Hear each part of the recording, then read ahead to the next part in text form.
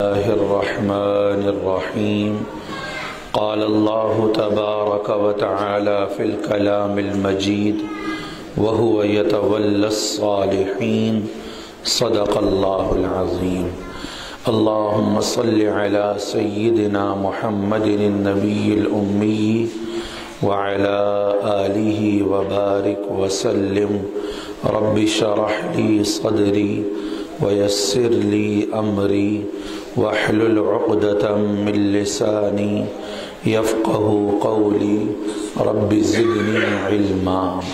سبحانك لا علم لنا إلا ما علمتنا إنك أنت العليم الحكيم. محترم حضرات اور محترم مستورات، قرآن کریم کی آیت میں اللہ نے فرمایا ان ولی اللہ الذی نزل الکتاب.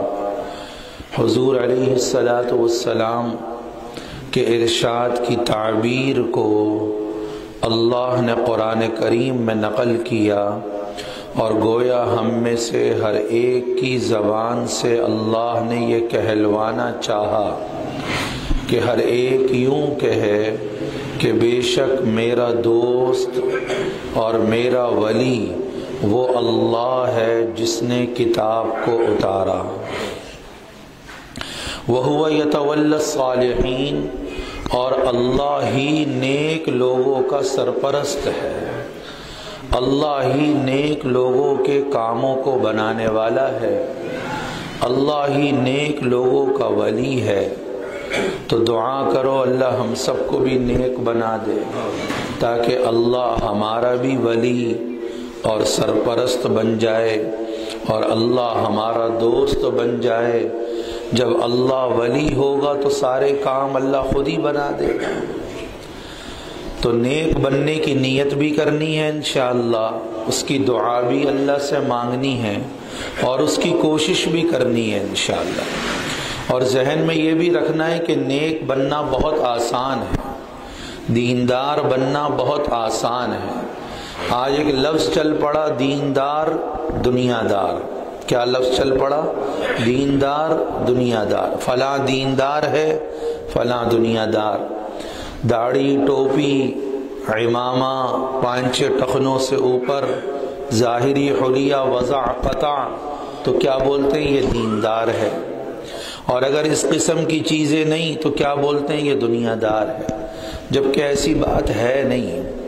مال والے کو کیا بول رہے ہیں؟ یہ دنیا دار. اللہ اکبر. حضرت عمر بن خطاب رضی اللہ تعالی عنہ بیت اللہ کے حج کے سفر سے واپس آ رہے. ایک نوجوان کو دیکھا کہ وہ مینا کے بازار میں چھاوڑی لگا کر اپنا سامان بیچ رہا ہے. اور بیت اللہ پہنچے تو ایک شخص کو دیکھا کہ وہ بیت اللہ کے پردے کو پکڑ کر رو رو کے دعا مانگ رہے.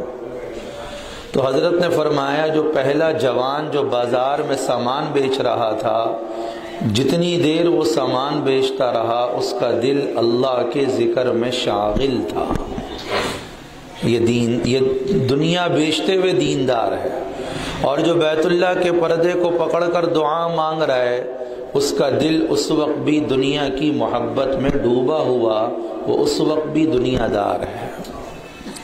تو دیندار بننا، نیک بننا بہت آسان. چند باتوں کا ہم سب اگر اہتمام کر لیں تو بہت زندگی ہماری اچھی گزرے گی، اور نیکیوں میں اضافہ ہوگا، اور نیک لوگوں میں انشاءاللہ ہمارا شمار ہو جائے گا.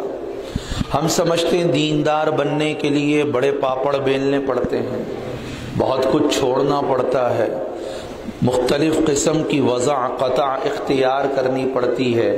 شیطان یہ پٹی پڑھاتا ہے جس کی وجہ سے ہمارے لیے دین پر عمل کرنا مشکل ہو جاتا ہے. جبکہ دین بہت آسان ہے. دیندار بننا، نیک بننا، اللہ کا محبوب بننا بہت کیا ہے بھائی؟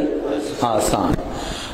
روزہ ظاہری اعتبار سے بڑا مشکل حکم، 12-13 گھنٹے کھانا پینا چھوڑنا، لیکن روزے کی فرضیت بیان کرتے ہوئے اللہ نے قرآن میں ایک آیت اتاری، یرید اللہ بکم اليسر ولا یرید بکم العسر، اللہ تم سے آسانی کو چاہتا ہے، اللہ تم سے مشکل کو نہیں چاہتا۔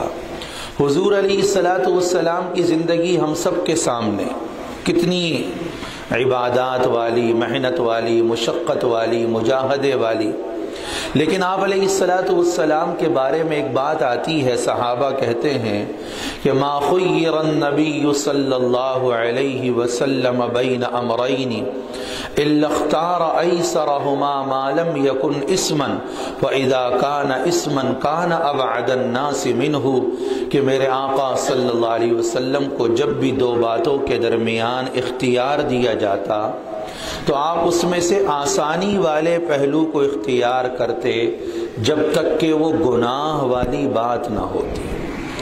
ہاں اگر وہ گناہ والی بات ہوتی تو آپ لوگوں میں سب سے زیادہ اس سے دور چلے جانے والے ہوتے۔ آپ نے دو صحابہ کو یمن بھیجا تو کیا فرمایا؟ بشرا ولا تنفرا، لوگوں کو خوشخبریاں سنا کے دین کے قریب کرنا، دین کو مشکل بنا کر پیش کر کے لوگوں کو دین سے متنفر نہ کرنا۔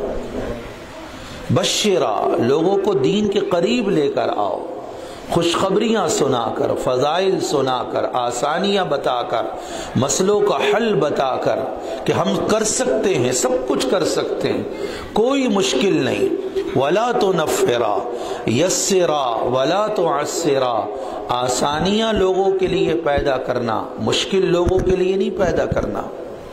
حضرت معاذ ابن جبل حضور علیہ السلام کے پیچھے نماز پڑھ کے نفل نماز کی نیت باندھ کر واپس اپنے علاقے میں جا کے عشاء کی نماز باجماعت پڑھاتے تھے، اور بڑی لمبی نماز پڑھاتے تھے چونکہ بہت عبادت گزار صحابی تھے۔ تو ایک دو صحابہ جو بیچارے کسان، محنت کش، تھکے ہوئے، انہوں نے باجماعت نماز پڑھنا چھوڑ دی ان کے پیچھے کہ اتنی لمبی نماز کون پڑھے گا۔ ایک تو حضور کے پیچھے وہ نماز پڑھ کے آئیں گے، پھر اپنی نماز پڑھائیں گے۔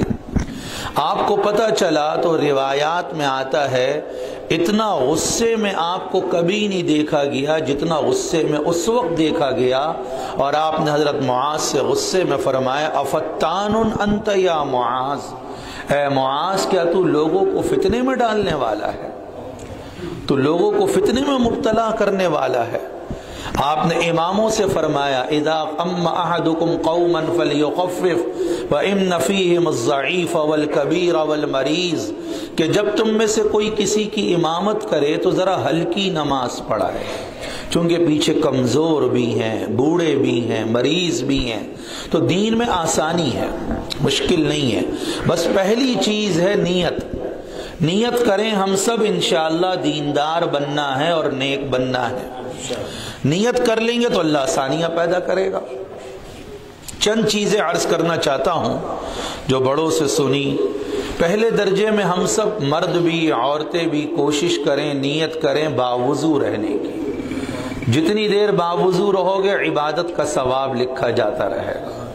باوضو کھانا پکا رہے ہو عبادت کا ثواب، باوضو دکان پر عبادت کا ثواب، باوضو کہیں آ رہے ہو جا رہے ہو، جتنی دیر باوضو رہیں گے گویا عبادت میں ہے۔ تو بتاؤ بھی مشکل ہے یا آسان؟ باوضو رہنے کی عادت ڈالیں۔ 3 بڑے فائدے ہوتے ہیں۔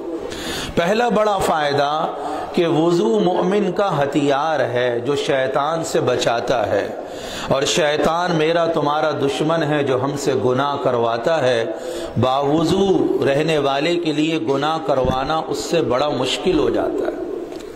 اور پھر وضو تو نور ہے، اس نور کا شیطان کی ظلمت کبھی بھی مقابلہ نہیں کر سکتی۔ کل قیامت کے دن آپ علیہ السلام سے پوچھا گیا یا رسول اللہ آپ اپنے امتیوں کو کیسے پہچانیں گے؟ آپ نے کیا جواب دیا کہ میں اپنی امتیوں کو اعضائے وضو سے پہچانوں گا کہ میری امت کے وضو کے اعضاء کل قیامت کے دن چمک رہے ہوں گے۔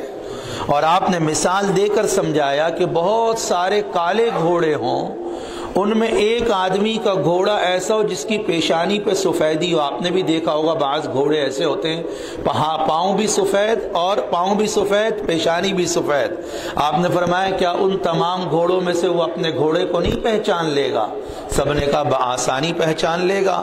آپ نے فرمایا اسی طرح میں اپنی امت کو بہت آسانی سے پہچان لوں گا کہ ان کا چہرہ، پیشانی، ہاتھ، پیر کل قیامت کے دن چمک رہے ہوں گے. اب دیکھو نا وضو میں کتنی بڑی تاثیر. تو اس لیے کوشش کریں باوضو رہنے کی عادت ڈالیں. نمبر 2، باوضو رہنے کی برکت سے نیکی کرنا، عبادت کرنا بڑا آسان. آدمی چاہتا ہے قرآن پڑھ لوں، وضو نہیں ہے، چھوڑو یار کون پڑھے گا، جب وضو ہوگا پھر پڑھیں گے. بس شیطان کی سستی ہو گئی، سستی کروا دی اس نے. 2 رکعت پڑھنے کا ہم نے بڑوں سے سنا، تبلیغ میں بھی سنا، جب کبھی ضرورت پڑے 2 رکعت نماز پڑھو. اب وضو ہی نہیں ہوگا تو 2 رکعت پڑھنا مشکل. جن کو دیکھا باوضو روڈ پہ نماز، گاڑی نہیں مل رہی، سواری نہیں مل رہی، رومال ان کے پاس، وہیں روڈ پہ کپڑا بچھایا، وہیں 2 رکعت پڑھ لی، اللہ نے سواری کا انتظام کر دیا. وہی کپڑا بچھایا، وہیں اللہ نے سواری کا انتظام کر دیا. کھانا نہیں ملا، 2 رکعت نماز پڑھی، اللہ نے کھانے کا انتظام کر دیا. تو وضو ہے تو گویا عبادت کا آدھا مرحلہ تو آسان ہو گیا. عبادت کا آدھا مرحلہ آسان ہو گیا. رات کو باوضو سوئیں، پوری رات عبادت کا ثواب لکھا جائے گا. رات کو باوضو سوئیں، پوری رات عبادت، شیطان قریب نہیں آ سکے گا. تیسرا بڑا فائدہ باوضو رہنے کا ایک حدیث پاک میں آتا ہے، میرے آقا صلی اللہ علیہ وسلم نے فرمایا کما تعیشون تموتون، جیسی زندگی گزارو گے ویسی موت آئے گی. باوضو زندگی گزاریں گے انشاءاللہ پاکیزہ موت آئے گی. ورنہ کتنوں کی موتیں باتھ روموں میں آ جاتی ہیں، ہسپتالوں میں آ جاتی ہیں، ناپاکی کی حالت میں آ جاتی ہیں. باوضو زندگی گزاریں گے انشاءاللہ موت بھی بڑی اچھی آئے گی. تو جب وضو ٹوٹ جائے فوراً وضو کرنے کی کوشش کریں، زیادہ اس میں تاخیر نہ کریں. ایمان والا تو کیا ہوتا ہے باوضو. آپ علیہ الصلوۃ والسلام نے ایک حدیث مبارکہ میں فرمایا الا ادلکم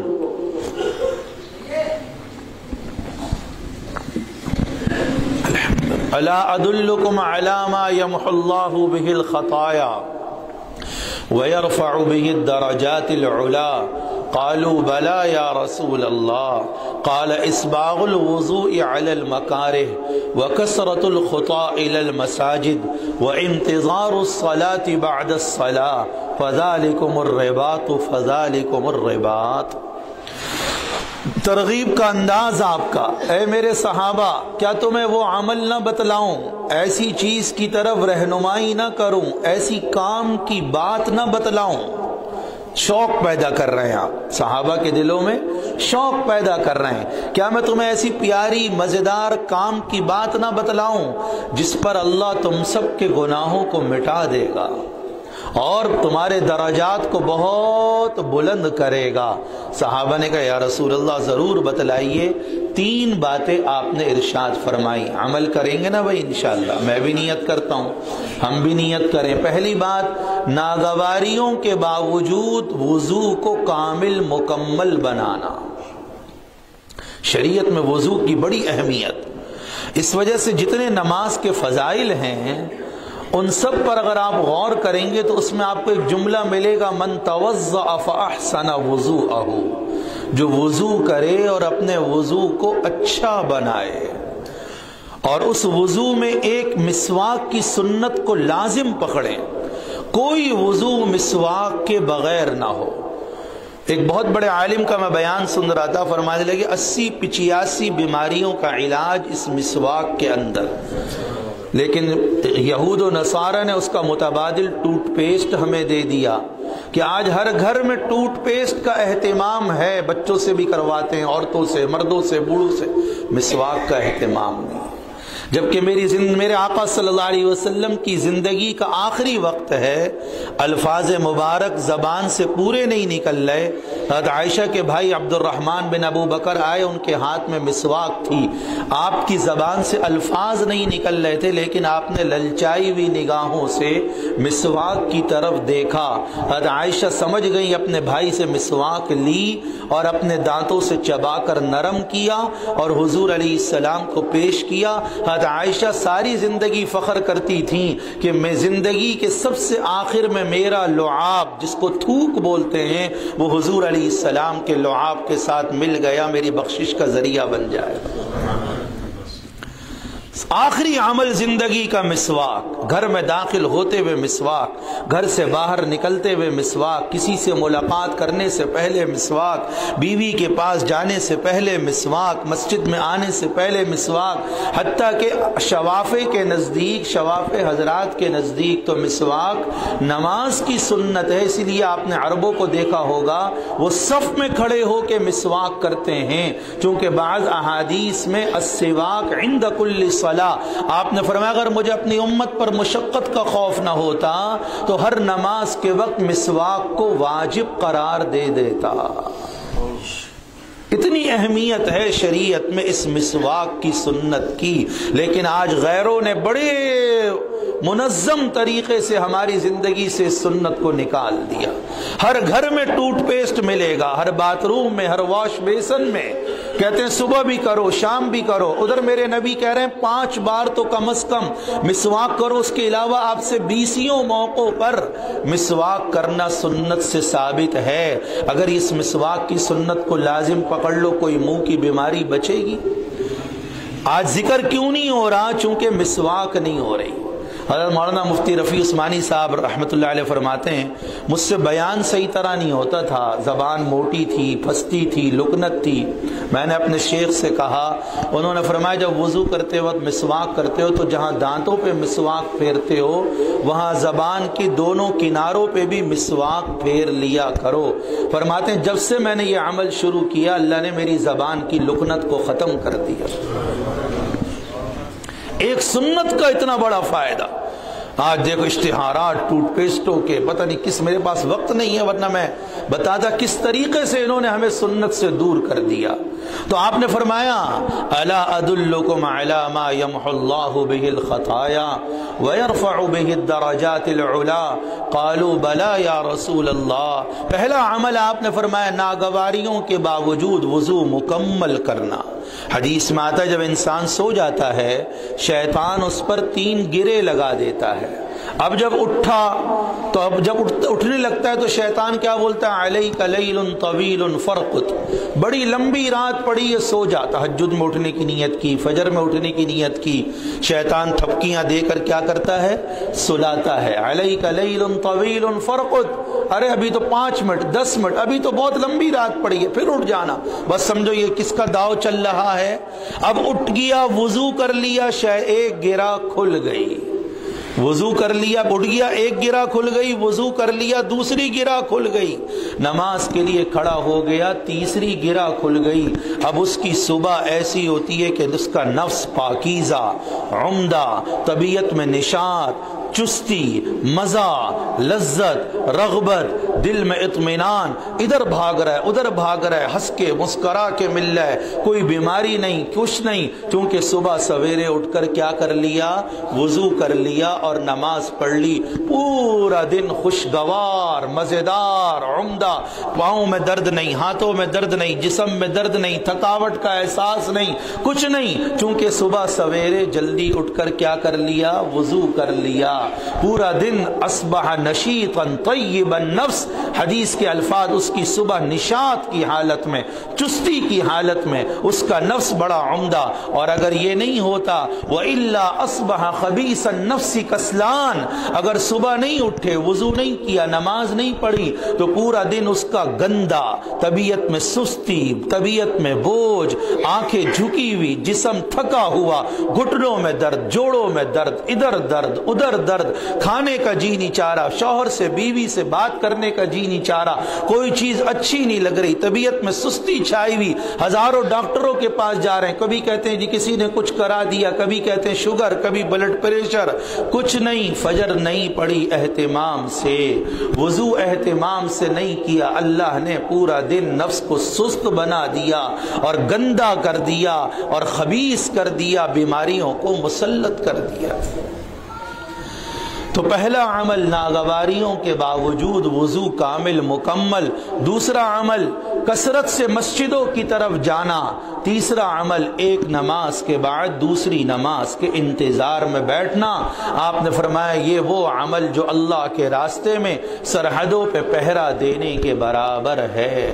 تو باوضو رہنے کا اہتمام کریں گے نا انشاءاللہ. دوسرا بڑا زندگی کا آسان ترین عمل, مسنون دعاؤں کو لازم پکڑیں. حضور علیہ السلام کے جہاں امت پر بہت احسانات, انہی احسانات میں سے بہت بڑا احسان یہ ہے کہ میرے آقا محمد الرسول اللہ صلی اللہ علیہ وسلم نے ہر موقع محل کی مسنون دعا ہمیں سکھلائی ہے. ہر موقع, صبح اٹھو تو کیا پڑھنا ہے, بستر سے اٹھو تو کیا پڑھنا ہے, بیت الخلا جاتے ہوئے کیا پڑھنا ہے, بیت الخلا سے باہر آتے ہوئے کیا پڑھنا ہے, کھانا کھاتے ہوئے, کھانا کھانے کے دوران, دسترخوان بچھاتے ہوئے, دسترخوان اٹھاتے ہوئے, کھانے کے بعد کیا پڑھنا ہے, مہمان بنو تو کیا پڑھنا ہے, میزبان نے کیا پڑھنا ہے, سوتے ہوئے کیا پڑھنا ہے, جاگتے ہوئے کیا پڑھنا ہے, بازار میں کیا پڑھنا ہے, بارش ہو تو کیا پڑھنا ہے, بادل گرجے تو کیا پڑھنا ہے, نیا چاند نظر آئے تو کیا پڑھنا ہے. ہر موقع محل کی دعا میرے آقا صلی اللہ علیہ وسلم نے سکھلائی. کوئی زندگی کا ایسا شعبہ نہیں, نکاح ہو تو مبارکباد دیتے ہوئے کیا دعا دینی ہے, رخصتی کے وقت کیا دعا, شب زفاف کی کیا دعا, میاں بیوی کے ملاقات کی کیا دعا, اولاد کو دیکھ کر کیا دعا, اولاد کے مانگنے کی کیا دعا.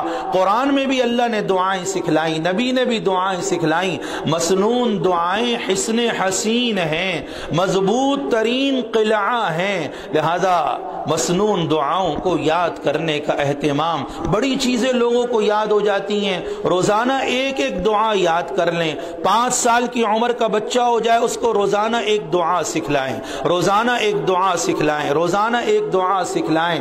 کوئی 200-300 سے زیادہ دعائیں نہیں ہیں, 200 سے زیادہ دعائیں نہیں ہیں جو موقع محل کی مسنون دعائیں.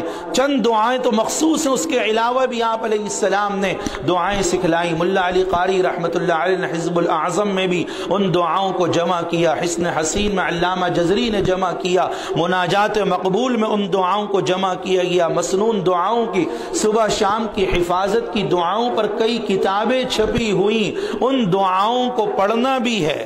بعض ایسے لوگ ہیں بد نصیبی کو, علماء نے تو بد نصیبی ان کو لکھا جن کو دعائیں یاد ہی نہیں ہوتی, اور اگر یاد ہو گئی تو موقع پر پڑھنا یاد نہیں آتا, شیطان نے موقع پہ پڑھنا بھلوا دیا. تو اس لیے اہتمام کے ساتھ دعاؤں کو یاد بھی کرنا ہے اور ان دعاؤں کو پڑھنا بھی ہے اہتمام سے. اب ایک میں آپ کو موٹی سی بات بتاؤں, آپ علیہ السلام کی حدیث مبارکہ کا مفہوم ہے, تھوڑی آگے آگے تشریف لے آؤ, کہ جب کوئی شخص, مرد عورت بچہ, گھر کی ماسی, کوئی بھی شخص گھر میں بسم اللہ پڑھ کے داخل ہو تو شیطان اندر اس کے ساتھ داخل نہیں ہو سکتا. شیطان وہیں باہر رک جاتا ہے اور شیطان اپنے چیلے چپاٹوں سے کیا کہتا ہے کہ تمہارا یہاں پر کوئی ٹھکانہ نہیں, تمہارے لیے یہاں رات گزارنے کی کوئی جگہ نہیں, واپس چلو کہیں اور چلتے ہیں. اور اگر بغیر بسم اللہ پڑھے میں یا میری بیوی یا میری بچہ یا میرا جوان یا گھر کی ماسی, کوئی فرد گھر میں بغیر بسم اللہ پڑھے داخل ہو گیا تو وہ اپنے ساتھ شیطان کو لے کر گھر میں داخل ہو گیا. اب جب شیطان گھر میں آیا, اب جب شیطان کو اپنے ساتھ گھر میں لے آئے تو پھر پریشان کیوں ہوتے ہو کہ جی کیا کروں, روز گھر میں بیوی سے لڑائی ہوتی ہے. وہ تو ہوگی جب ہم لڑانے والے شیطان کو ساتھ لے کر گھر میں آ گئے. کیا کریں جی, بچے کو سمجھاتا ہوں وہ موبائل چھوڑتا ہی نہیں. کیسے چھوڑے گا جب میرا بچہ بسم اللہ پڑھے بغیر گھر میں داخل ہو کے شیطان کو اپنے ساتھ لے آیا. کیا کروں جی, فجر میں بچے کو اٹھاتا ہوں, اٹھتا ہی نہیں. وہ کیسے اٹھے گا جب پوری رات شیطان نے گھر میں اس کے ساتھ گزاری, بستر میں اس کے ساتھ گزاری, وہ کہاں سے اٹھے گا. کیا کروں جی, کھانا کھاتا ہوں لگتا ہی نہیں عبادت میں جی نہیں چاہتا، کیسے جی عبادت میں جی چاہے گا کہ بغیر بسم اللہ پڑھے کھانا کھا لیا؟ حدیث کہتی ہے وہ کھانا تمہارے پیٹوں میں نہیں گیا، شیطان کے پیٹوں میں گیا۔ کیا مطلب؟ اس سے عبادت کی تاثیر اور روحانیت نہیں پیدا ہوگی، اس سے شیطانیت کی تاثیر اور گناہوں کا جذبہ پیدا ہوگا۔ ایک بسم اللہ کی اتنی طاقت ہے کہ بسم اللہ کے نام کا شیطان مقابلہ نہیں کر سکتا اور گھر میں داخل نہیں ہو سکتا۔ آج مسنون دعاؤں کا اہتمام نہیں، اس لیے گھر گھر میں لڑائی ہے، گھر گھر میں بے برکتی ہے۔ ارے بھائی ہانڈی کا ڈھکنا بسم اللہ پڑھ کے جب اٹھے گا اور ہر چمچہ اس میں سے بسم اللہ پڑھ کے نکلے گا تو 2 کا کھانا 6 کو انشاءاللہ کافی ہوگا۔ اور جب ڈبے میں راشن ڈالو گے بسم اللہ پڑھ کے ڈالو گے، اور جب نکالو گے ہماری عورتیں نکالیں گی بسم اللہ پڑھ کے نکالیں گی، چمچہ چلاتے ہوئے بسم اللہ پڑھیں گی، چمچے سے سالن نکالتے ہوئے بسم اللہ پڑھیں گی۔ دیکھو اللہ کیسی برکت دے گا کہ سورہ رحمان کی آخری آیت تبارک اسم ربک ذی الجلال والاکرام، تیرے رب کا نام بڑی برکتوں والا، بڑی عظمتوں والا۔ تو بسم اللہ پڑھنے کی اور مسنون دعاؤں کی عادت ڈالیں، کوشش کریں گے نا بھائی انشاءاللہ۔ روزانہ ایک ایک دعا کون یاد کرنے کی نیت کرتا ہے؟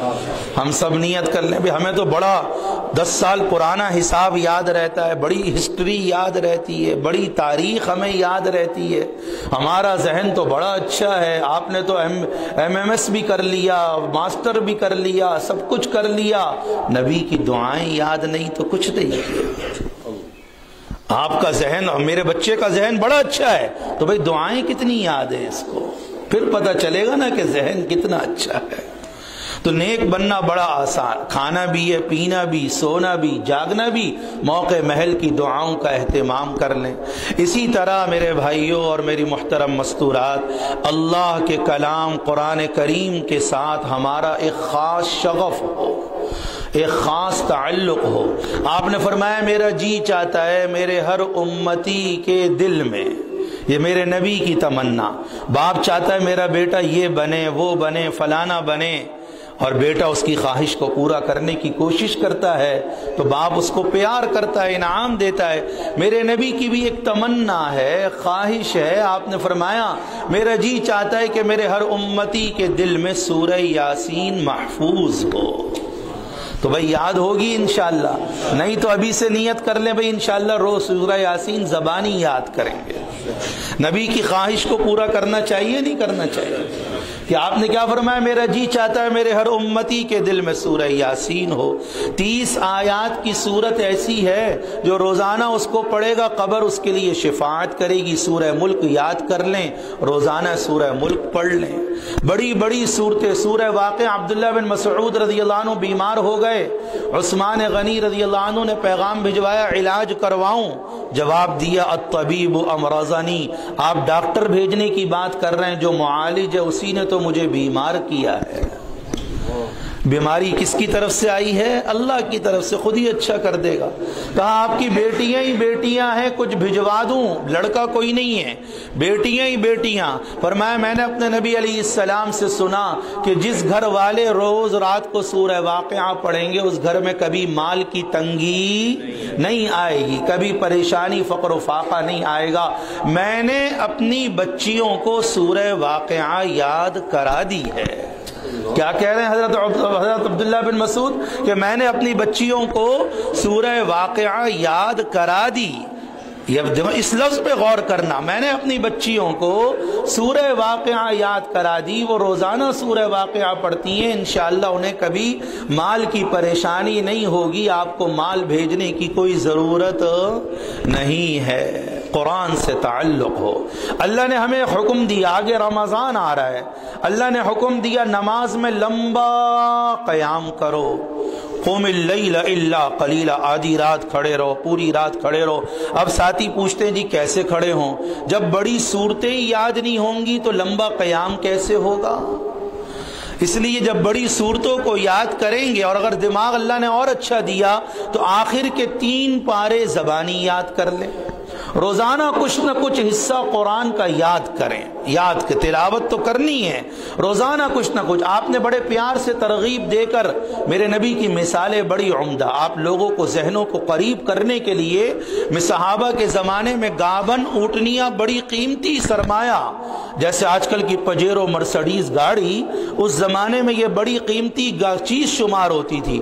آپ نے فرمایا تم میں سے کون یہ چاہتا ہے کہ جو مدینہ کے جو دو بڑے بازار لگتے ہیں، بازار بطحہ اور عقیق، ان بازاروں میں جائے، پیسہ بھی خرچ نہ کرنا پڑے، ظلم بھی نہ ہو، دھوکہ بھی نہ ہو، ڈاکہ بھی نہ ہو، اس کے بغیر 2 گابن اونٹنیاں وہاں سے لے آئے، بغیر پیسہ خرچ کیے، بغیر کچھ کیے۔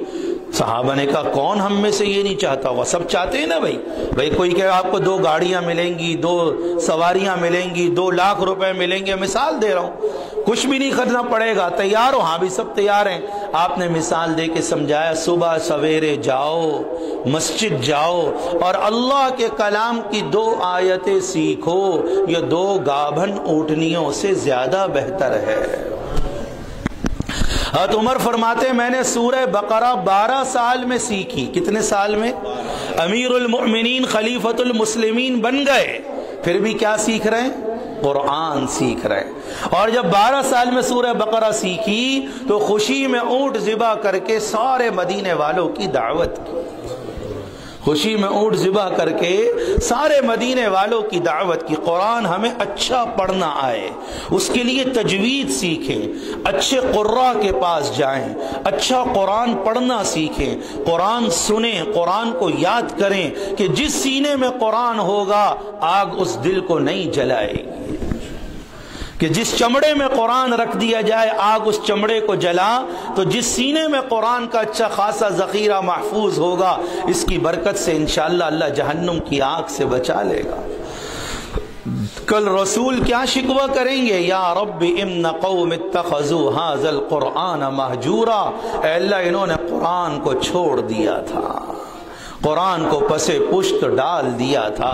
اس لیے قرآن سے ایک خاص قسم کا شغف ہو، تعلق ہو، روزانہ صبح سورہ یاسین پڑھنے کا اہتمام ہو، رات کو سب گھر والوں کو بٹھا لیں، کھانا اس وقت ملے گا جب سورہ سجدہ، ہاں الف لام میم سجدہ، سورہ واقعہ، سورہ ملک، جب تک سب گھر والے پڑھ نہ لیں اس وقت تک کسی کو سونے کی اجازت نہ دو۔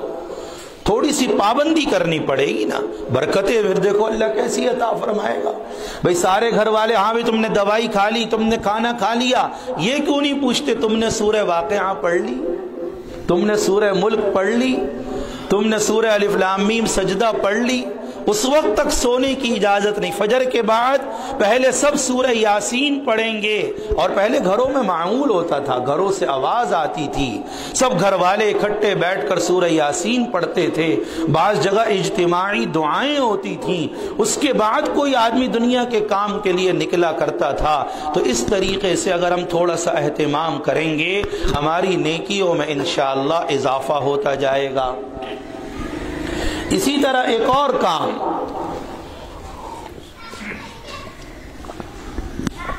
اپنی گفتگو میں، اپنی بول چال میں، اپنی بات چیت میں سبحان اللہ، الحمدللہ، لا الہ الا اللہ، اللہ اکبر، ان کلمات کا اضافہ کریں، بلکہ ان کلمات کے ذریعے اپنے گفتگو کو مزین کریں، بلکہ ان کلمات کے ہیرے جواہرات کو اپنے کلام میں جوڑیں۔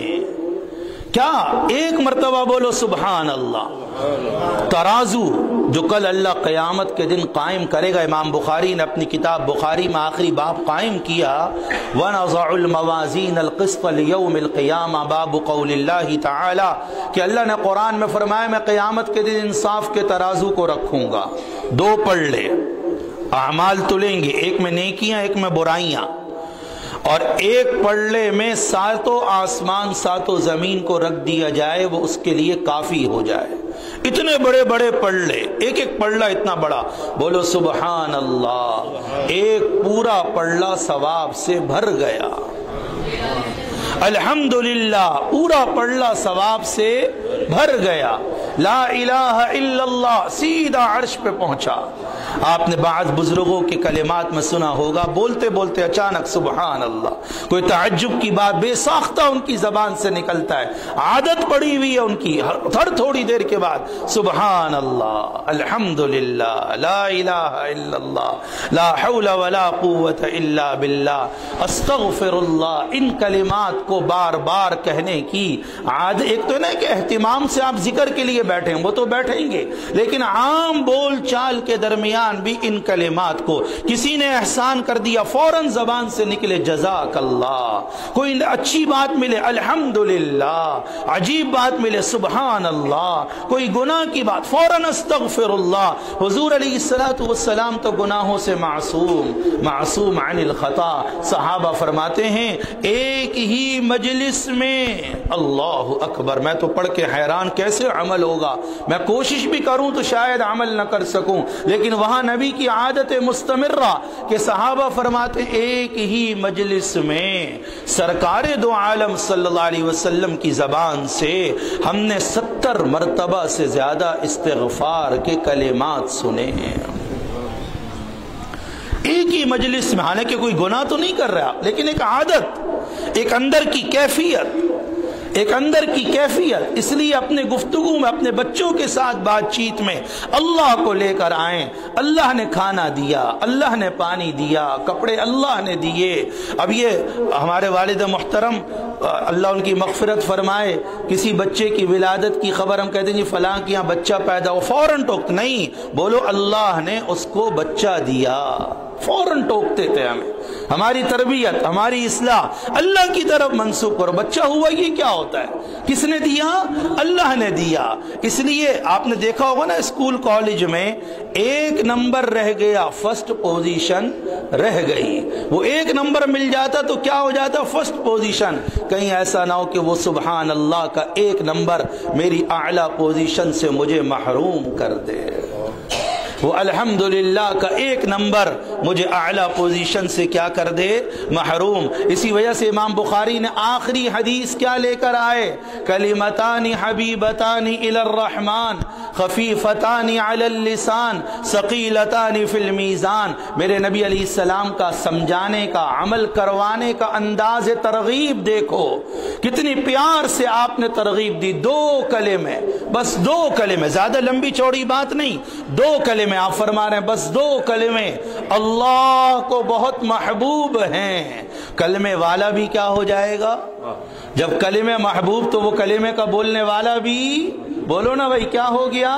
محبوب۔ اللہ کا محبوب بننا کتنا آسان کہ جب 2 کلمے رحمان کو محبوب تو کلمے والا بھی رحمان کو محبوب۔ آپ کا کتنا پیارا انداز، زبانوں پہ بڑے ہلکے، خفیفتان علی اللسان، ان کو بولنا کوئی مشکل نہیں، کوئی بولنا بھاری نہیں، کوئی بوجھ نہیں، خفیفتان، زبانوں پہ بڑے ہلکے، پر ثقیلتان فی المیزان، کل ترازو میں بڑے وزنی بن کر تلیں گے۔ 3 باتیں آپ نے ارشاد فرمائی ہیں، 2 کلمے رحمان کو بڑے محبوب ہیں، زبان پہ بڑے ہلکے ہیں، ترازو میں بڑے وزنی ہیں۔ بولیے سبحان اللہ و بحمدہ، سبحان اللہ العظیم، سبحان اللہ و بحمدہ، سبحان اللہ العظیم۔ اسی بخاری شریف کی روایت، من قال 100 مرہ سبحان اللہ و بحمدہ سبحان اللہ العظیم، جس نے 100 مرتبہ کہہ دیا سبحان اللہ و بحمدہ سبحان اللہ العظیم، اس کے سارے گناہ ختم، اگرچہ سمندر کے جھاگ کے برابر ہی کیوں نہ ہو۔ اس لیے اپنی گفتگو میں تسبیح کے کلمات، تحمید کے کلمات، تحلیل کے کلمات، استغفار کے کلمات، جب میرے پیارے نبی کا نام آئے فوراً محبت سے دل سے زبان سے کیا نکلے؟ بولو صلی اللہ علیہ وسلم۔ ایک مجلس میں 10,000 بار کہنا پڑے۔ امام ابو زرعہ رازی کا انتقال ہوا، کسی نے دیکھا فرشتوں کی امامت کرا رہے ہیں، موت کے بعد کیا کر رہے ہیں؟ فرشتوں کی امامت۔ کہا حضرت مقام کیسے ملا؟ کہا 10 لاکھ حدیثیں اپنے ہاتھ سے لکھی تو 10 لاکھ مرتبہ تو درود پاک پڑھا، لکھا، اللہ نے آج یہ مقام دے دیا۔ اس لیے بس صلی اللہ علیہ وسلم ایسا بے ساختہ محبت کے ساتھ زبان پہ جاری ہو، صلی اللہ علیہ وسلم، اپنے بچوں کے ساتھ بات چیت میں، شوہر کے ساتھ بات چیت میں، رشتہ داروں پڑوسیوں کے ساتھ بات چیت میں اللہ کو لے آؤ۔ اس کی برکت سے کیا ہوگا؟ دنیا کی باتیں کم ہو جائیں گی، دین کی باتیں زیادہ۔ دنیا کی باتیں کرنی ہے، منع نہیں، لیکن درمیان میں کس کو لے کر آؤ؟ الحمدللہ دیکھو میری بہن، میرے شوہر نے، اللہ نے میرے شوہر کے ذریعے مجھے جوڑا دیا، دیکھو کتنا پیارا ہے، الحمدللہ یہ کھانا بڑا مزیدار پکا، اللہ نے پکوا دیا، تعریف ہے کس کی بولو؟ اللہ کی تعریف ہے۔ اپنے کھانوں کی لذتوں میں اللہ کو لے کر آؤ، اپنے لباس کی تعریفوں میں اللہ کو لے کر آؤ، اپنی عام بات چیت میں، بول چال میں تسبیح تحمید کے کلمات، خود بخود نیکیاں کاؤنٹنگ بڑھ رہی ہے نا۔ دنیا کی بات کر رہے ہیں، درمیان میں سبحان اللہ الحمدللہ کاؤنٹنگ بڑھ رہی۔ عبادت کرنا مشکل ہے یا آسان؟ بہت آسان، کوئی رہبانیت اختیار کرنے کی ضرورت نہیں، بہت آسان۔ اسی طرح میرے بھائیوں اور میری محترم مستورات، تھوڑی دیر رات کو سونے سے پہلے بیٹھ کر اپنا محاسبہ کر لیا کریں، پورا دن بھر آج گناہ کتنے ہوئے اور آج نیکیاں کتنی ہوئی۔ جو گناہ ہوئے یاد آ جائے، آج اتنا زبان نے غلط بولا، اتنی بدنظری ہو گئی، اتنی غفلت ہو گئی، اتنا یہ کچھ ہو گیا، اس وقت تک سونا نہیں جب تک اللہ سے توبہ نہ کر لیں۔ ابو بکر صدیق رضی اللہ تعالی عنہ فرماتے ہیں تم 70 بار توبہ کرو، 70 بار توبہ توڑ کے 70 بار توبہ کرو، اللہ 71ویں بار بھی توبہ کو قبول کرے گا۔ یہ نہیں کہے گا پچھلی کیوں توڑی، یہ نہیں کہے گا کہ پچھلی کیوں توڑی۔ لہذا اپنا محاسبہ کریں، رات کو سونے سے پہلے اپنا اکاؤنٹ چیک کریں۔ تاجر کامیاب وہ ہے جس کا حساب کتاب پورا ہو، جس کو پتہ ہو کیا آیا اور کیا گیا، کتنا کمایا اور کتنا کھویا۔ اگر یہ حساب کتاب نہیں ہے تو ایک دن لٹیا ڈبو کے بیٹھ جائے گا اور ڈیفالٹر اور دکان بند کر کے بیٹھ جائے گا۔ اگر میں نے اپنا حساب نہیں کیا تو معاف کرنا، مجھے بس کہنا پڑ رہا ہے، کہنا نہیں چاہتا، کہیں ہم ایک دن اپنے ایمان کی دولت کھو نہ بیٹھے، اپنا ایمان کا سرمایہ کھو نہ بیٹھے کہ پتہ نہیں ہم کہاں کھڑے ہوئے ہوں۔ اسی وجہ سے آپ علیہ السلام نے فرمایا تھا حاسبوا انفسکم قبل ان تحاسبوا، قبل اس کے کہ تمہارا حساب اللہ کی یہاں لیا جائے اس سے پہلے خود اپنا حساب لیتے رہو۔ نبی کا حکم ہے، نبی کی ترغیب ہے، نیک بننے کا آسان نسخہ ہے کہ پتہ ہو کہ اگر آج نیکیاں کم گناہ زیادہ، توبہ کر لیں۔ سچی پکی اگر توبہ کر لی تو بتاؤں کیا ہوگا؟ مثال کے طور پر 10 نیکیاں 90 گناہ، 10 نیکیاں 90 گناہ۔ رات کو سوچا کہ آج صرف 10 نیکیاں ہوئی، گناہ 90 ہو گئے، اے اللہ معاف کر دے، پکی توبہ کرتا ہوں، سچی توبہ کرتا ہوں، آئندہ نہیں کروں گا، اور آئندہ کچھ کم کر دیے تو قرآن یہ کہتا ہے ان 90 گناہوں کو بھی اللہ نیکیوں میں بدل کر پوری نیکیاں 100 کر دے گا۔ إِلَّا مَن تَابَ وَآمَنَ وَعَمِلَ عَمَلًا صَالِحًا وَأُولَئِكَ يُبَدِّلُ اللَّهُ۔ یہ تبدیلی، آج تبدیلی کا نعرہ ہے نا، تبدیلی اصل کیا ہے؟ اصل تبدیلی یہ ہے کہ میری برائی والا مزاج نیکی والا مزاج بن جائے۔ علماء نے اس کا ایک مطلب یہ بھی لکھا ہے کہ توبہ کے نتیجے میں اور اعمال صالحہ کے نتیجے میں اللہ برائیوں والے مزاج کو تبدیل کر کے نیکی والا مزاج بنا دیتا ہے۔ اور بعضوں نے یہ بھی مطلب لکھا کہ برائیوں کی جگہ نیکیاں لکھ دی جاتی ہیں، دونوں مطلب ہمارے علماء کے بیان کردہ۔ تو توبہ محاسبے کے نتیجے میں آہستہ آہستہ برائیوں کا مزاج کم ہوتا جائے گا اور نیکیوں کا مزاج غالب آتا جائے گا، اور اللہ برائیوں کو نیکیوں سے بدل دے گا۔ اس لیے روزانہ تھوڑی دیر بیٹھ کر کیا کر لینا ہے بھائی؟ اپنا محاسبہ نفس کر لینا ہے، اپنا حساب و کتاب لے لینا ہے میں نے کیا کھویا کیا پایا، میں کہاں کھڑا ہوں، اور اس میں ایک 5 منٹ کا موت کا مراقبہ اگر شامل کر لیں کہ اگر ابھی میری موت آ گئی تو میرا کیا بنے گا، قبر میں میرا کیا بنے گا، کیا میں موت کے لیے تیار ہوں؟ نیند تو ویسے بھی موت کی بہن ہے، صبح پتہ نہیں روح واپس آئے گی یا اللہ اپنے پاس روک لے گا اور مجھے زیر زمین دفن کر دیا جائے گا۔ تو اس طریقے سے تھوڑی دیر جب سوچتے رہیں گے تو انشاءاللہ نیکیاں کرنا آسان، نیک بننا آسان، اور گناہ کرنا کیا ہو جائے گا بھائی؟ مشکل۔ آگے چلیے، اللہ مجھے بھی توفیق عطا فرمائے، ہم سب کو نیک بننے کے لیے اور نیکیوں کے اضافے کے لیے اور زندگی کا طرز بدلنے کے لیے بہت ضروری ہے کہ ہم کم بولنے کی اور خاموش رہنے کی عادت ڈالیں۔ حضور علیہ السلام قیامت تک کے آنے والے انسانوں کے نبی اور قیامت تک کے آنے والے انسانیت کے لیے ہدایت کا سامان لے کر آئے نا۔ جو کچھ قیامت تک پیش آنا تھا وہ آپ نے امت کو بتلا دیا، اس میں کوئی کمی نہیں کی۔ لیکن جب میں آپ کے خطبے پڑھتا ہوں جو آپ نے وعظ و نصیحت اور خطبے صحابہ کے مجمع میں کہے تو مجھے میرے نبی کا 1.5 صفحے یا 2 صفحے سے زیادہ کوئی لمبا خطبہ نہیں ملتا، اتنا کم بولنے والے تھے آپ علیہ السلام۔ آج تو 1.5-2 صفحوں میں میری تمہید بیان کی پوری ہوگی، گھنٹوں کے میں بیان کر دوں گا، اثر کیا ہوگا؟ نہ مجھ پر نہ مجمع پر، چونکہ اندر روحانیت نہیں ہے۔ اندر کی جو روحانیت حاصل ہوتی ہے وہ کم بولنے سے حاصل ہوتی ہے۔ زبان کی جو تاثیر حاصل ہوتی ہے وہ لوگوں کے مجمع میں خاموش رہنے سے اور راتوں کو اللہ کے سامنے اٹھ کر رونے اور گڑ گڑانے سے حاصل ہوتی ہے۔ ان لک فی النہار سبحا طویلا، اسی لیے جتنے تقوی والے علم والے ہمارے بزرگ گزرے وہ اکثر کیا رہا کرتے تھے؟ خاموش رہا کرتے تھے۔ امام اعظم ابو حنیفہ رحمت اللہ علیہ خاموش، کچھ نہیں بات، لیکن کوئی دینی مسئلہ چھڑ جائے تو گھنٹوں ان سے اس دینی مسئلے پہ بات کروا لو، لیکن جہاں دنیا کی بات ہو تو کوئی بات نہیں۔ اس لیے آپ علیہ السلام نے فرما دیا من سکت سلیما، جو خاموش رہا وہ محفوظ رہا۔ یاد رہے گی حدیث کا جملہ، جو خاموش رہا بہت ساری آفات بلیات سے کیا رہا۔ آج ہم بولنے کو کمال، میں تقریر اچھی کروں، میں بیان اچھا کروں، میں وعظ اچھا کہوں، یہ بڑا کمال سمجھا جاتا تھا۔ صحابہ اور نبی کے زمانے میں جو جتنا خاموش رہتا وہ اتنا باکمال سمجھا جاتا تھا۔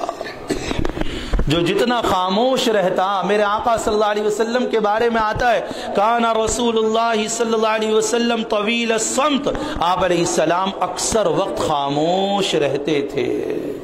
اب بہت سارے گناہ ہم سے رہ جائیں گے، چھوٹ جائیں گے جب ہم خاموش رہنے کی عادت ڈالیں گے۔ کیسے عادت پڑے گی؟ ایک بات کی نیت کر لیں، از خود ابتداءً کسی سے کچھ نہیں بولنا، کوئی پوچھے تو بس اس کا جواب دینا ہے، بہت ساری باتیں چھوٹ جائیں گی۔ غیبت شروع ہوتی ہے اپنے طور سے بات کرنے سے، جھوٹ، غیبت، چغل خوری، بیکار کی باتیں، دنیا جہان کی باتیں، گھنٹوں کے تبصرے، تذکرے، مجلسیں، اللہ معاف کرے دینداروں کی مجلسیں بھی فضول باتوں سے آج خالی نہیں ہیں۔ اس لیے خاموش رہنے کی عادت ڈالیں۔ حضرت ابو بکر جیسا صحابی جن کے فضائل ہم سب کے سامنے پکڑ کے اپنی زبان کو کھینچ رہے، کوس رہے، کیا کر رہے ہو؟ کہا میں نے نبی علیہ السلام سے سنا ہے کہ اکثر لوگ جہنم میں اس زبان کی چکنی چبڑی باتوں کی وجہ سے جہنم میں داخل ہوں گے۔ بڑے بزرگوں کے پاس لوگ جاتے تھے، حضرت ہاں بھی خیریت، بیٹھے ہوئے سب بیٹھے ہوئے، ہاں بھی کیسے آنا ہوا جی؟ آپ سے بیعت کے لیے، صحبت کے لیے، پھر بھی خاموش۔ پھر بڑے بزرگ فرماتے رہے کہ بھائی آپ کچھ پوچھو گے تو ہم جواب دے دیں گے، ہمیں تو بولنا نہیں آتا۔ پوچھ لیا مریدین نے، حضرت یہ لطیفہ قلب کیا ہوتا ہے، 2 گھنٹے صرف لطیفہ قلب پر تقریر کر دی۔ سید زوار حسین شاہ رحمۃ اللہ علیہ کا واقعہ لکھا ہوا ہے کہ مریدین ان کے پاس پہنچے، کوئی بات نہیں، گھنٹہ گزر گیا، کہا بھئی کچھ پوچھو گے تو جواب دے دوں گا، ہمیں تو کچھ نہیں آتا۔ ایسے اللہ والے، ایسے خاموش رہنے والے۔ آج ہمارے پاس کوئی آئے تو جب تک ہم اسے 2-4 نصیحت کی باتیں نہ کہہ دیں، کہتے ہماری بزرگی کیسے ظاہر ہوگی اس پر۔ ان کی بزرگی خاموشی میں چھپی ہوئی تھی۔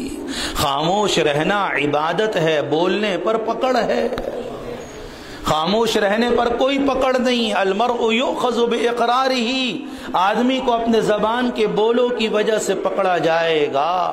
اس لیے کم بولیں، کم سے کم بولیں، خاموش رہنے کی عادت ڈالیں۔ عورتیں خاص طور سے، کہ آپ علیہ السلام نے عورتوں کے مجمع میں واعظ کہتے ہوئے فرمایا صدقہ کرو اگرچہ تمہیں اپنا زیور کیوں نہ دینا پڑے۔ اکثر مجھے جہنم میں جانے والی عورتیں نظر آئیں، فرمایا کیوں؟ دونوں گناہ زبان کے، کہ لعن طعن زیادہ، ناشکری کے کلمات زیادہ، غیبت، جھوٹ، چغل خوری، ابے تبے، ادھر کی ادھر لگائی بجھائی زیادہ، ادھر کی ادھر تفریقے بازی کے کلمات زیادہ۔ اس کی وجہ سے، زبانوں کے بولوں کی وجہ سے منہ کے بل گھسیٹ کر جہنم میں پھینکا جا رہا۔ نماز کتنے بجے؟ 28۔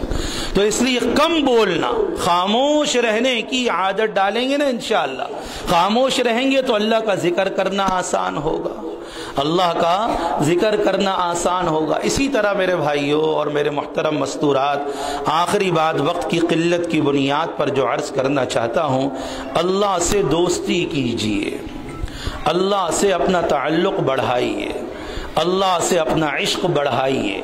اور اس کی علامت کیا ہے کہ دین اور دنیا، ان دونوں کے تقاضے ہمارے سامنے آئیں گے۔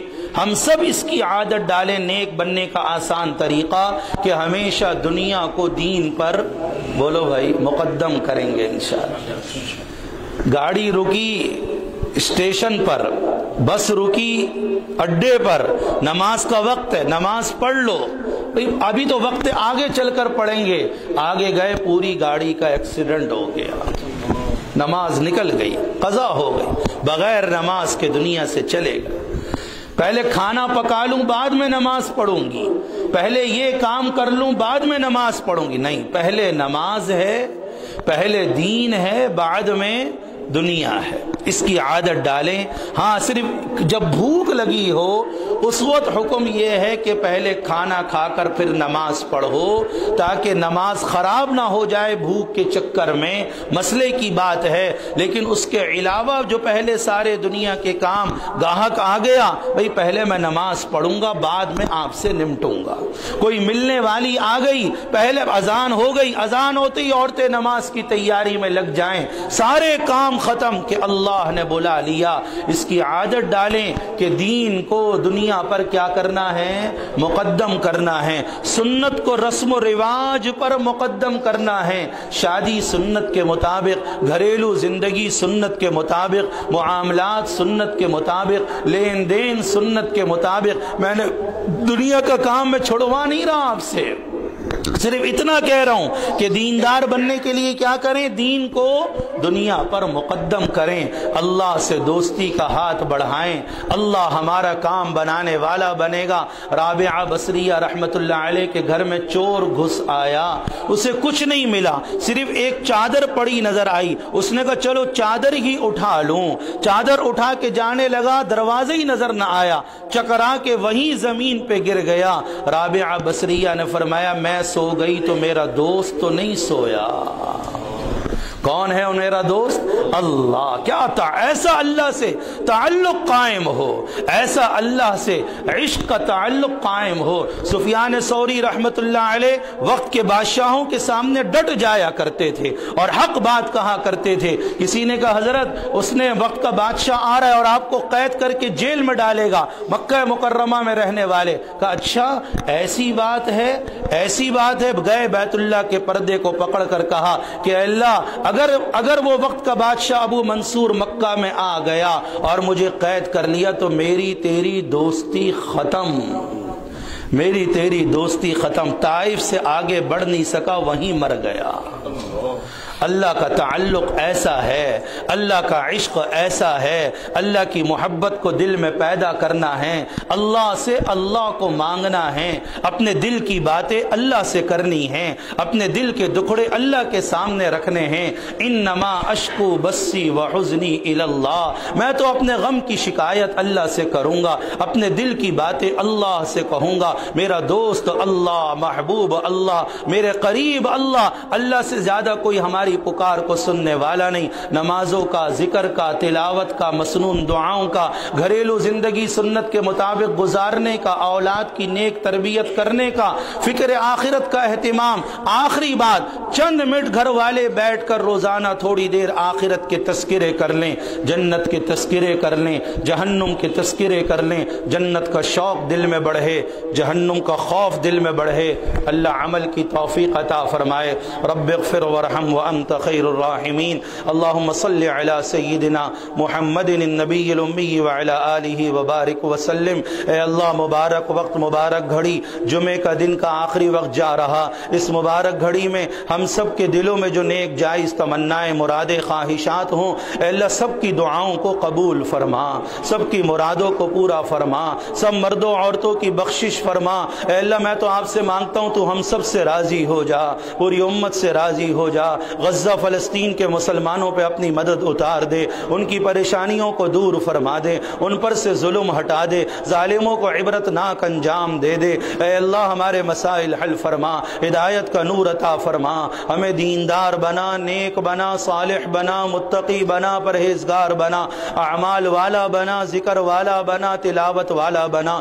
آنے والے رمضان کے مہینے کو ہم سب کے حق میں انتہائی خیر کا، رحمت کا، برکت کا، عافیت کا، یسر کا، سہولت کا، بخشش کا، حاجات کے پورا ہونے کا، دعاؤں کی قبولیت کا، اپنے تعلق اور عشق کے بڑھنے کا مہینہ بنا۔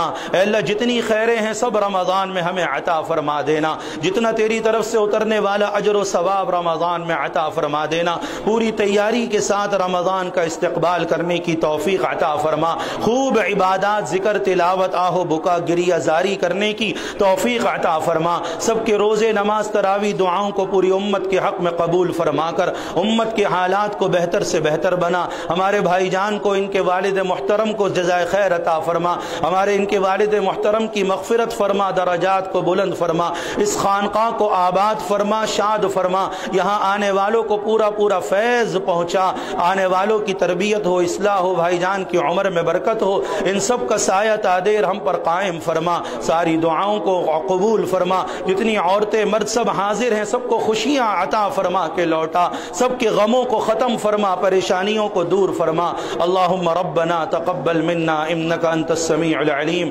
وتب علینا انک انت التواب الرحیم، وصلی اللہ